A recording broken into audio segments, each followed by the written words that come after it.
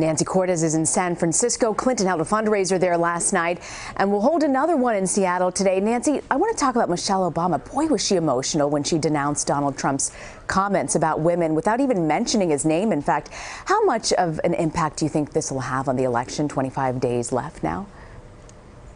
You know, I think it was something that really opened people's eyes, Rena, because first of all, nobody saw it coming. It wasn't telegraphed that she was going to give this powerful speech, and you can't fake something like your voice shaking as you talk. So it was clear that it was very personal to her. These weren't just words that were handed to her from some speechwriter, but she had an actual role in figuring out what she wanted to say. And she essentially threw her usual script that she takes on the road with her to talk about Hillary Clinton away. And talked solely about Donald Trump, and not just his actions and what he's been accused of lately, but also his words and how even words can affect women's self-esteem and can affect the way that girls see themselves and the way that boys see women as they're learning how to be men. So this was a speech that was meant to reach out primarily to women, but also to men. She said, you know, the men I know don't speak like this, and the men I know don't need to talk like that to be seen as powerful. And so, you know, even Hillary Clinton on the campaign trail all day, you could see that she was moved by this and the speed with which the word of this speech spread, both on the internet and among Hillary Clinton supporters. And a couple of times yesterday, Hillary Clinton actually stopped and said to people, hey, if you haven't seen this speech, you need to go watch it, because clearly Michelle Obama, who is a non-politician, can make this case in a way that Hillary Clinton, who clearly has greater self-interest here, cannot. That's a good point, Nancy. I want to ask you, though, as we heard in your piece, we learned from the latest batch of emails that were leaked that the Clinton campaign actually tried to get the Illinois primary moved to a different date. How is she explaining that? And is the campaign concerned that this plays right into Donald Trump's claim that the establishment is trying to rig the election? You know, this is not unusual.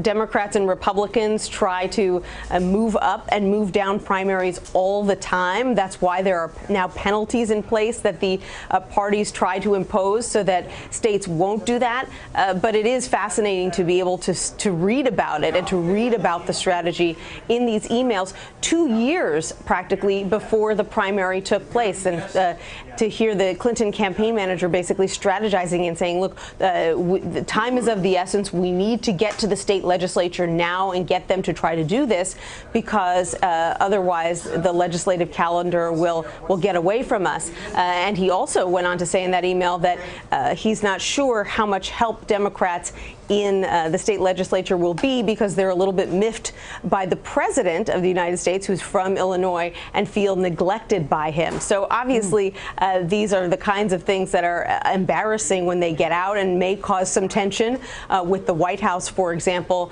But in the end, it appears that they were completely unsuccessful and that it didn't go anywhere, because the Illinois primary was, at the end of the day, in mid-March. And the strategy, which was to keep a moderate Republican from winning in Illinois, you know, it's funny to think about what they were worried about back in 2014. They were worried that Hillary Clinton would go up against a moderate Republican, someone like Jeb Bush, who they thought would be her biggest competition, and that's why they wanted to push the Illinois primary back. Well, at the end of the day, guess who won the Illinois primary? Donald Trump, and Ted Cruz came in second, so they didn't have to worry much about that. They certainly didn't have to. Good point, Nancy. I want to also ask you, Clinton did an interview with Ellen DeGeneres.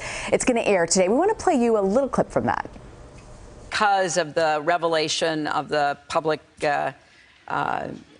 video and everything that came out on Access Hollywood, you know, he was really all wrought up, and you could just sense how much anger he had. And so he was really trying to dominate and then literally stalk me around the stage. And I would just feel this presence behind me. And I thought, whoa, this is really weird. Yeah. And so I was just trying to stay focused, to run against somebody and debate somebody who is consistently just spewing forth falsehoods. And when you catch him, when you say, no, wait a minute, you said this, you actually were on the record on this. No, I wasn't. No, I wasn't. And just hopes, I guess, that people will forget it.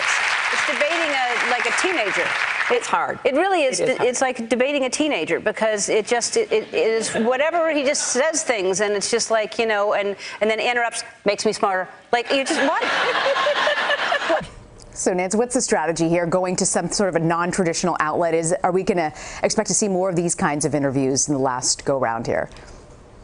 The strategy here, and we saw President Obama do it in 2008, is that when you're ahead, you don't want to make any mistakes. So you open yourself up to mistakes and to unexpected questions when you do an interview with the press, with reporters who follow you on the campaign trail, or with anchors or with newspapers. And so what do? You go to a very friendly interviewer, someone like Ellen, someone you know is not going to ask you tough questions and is going to allow you to show your personality without getting into any real mines that you didn't want to step in. And so, you know, it's a great format for her. Ellen DeGeneres is a huge supporter of hers. She was supposed to actually tape that interview a couple of weeks ago, but had to cancel because of her pneumonia diagnosis. So, in a sense, she's making up for lost time. That's part of the reason we're out here on the West Coast right now. She had fundraisers to do, but she had that interview to do with Ellen as well. And I think, you know, you're seeing she did that spate of interviews with reporters and was coming back on the press plane quite a bit back in September. And now that her lead over Donald Trump has grown, we're not seeing her at the back of the plane quite as frequently as we did before. But who doesn't love Ellen? It's hard not to cheer for Ellen. She's a lot of fun to watch. Nancy Cordes. No question. Our Nancy Cordes in San Francisco. Nancy, thank you for joining us. You're welcome.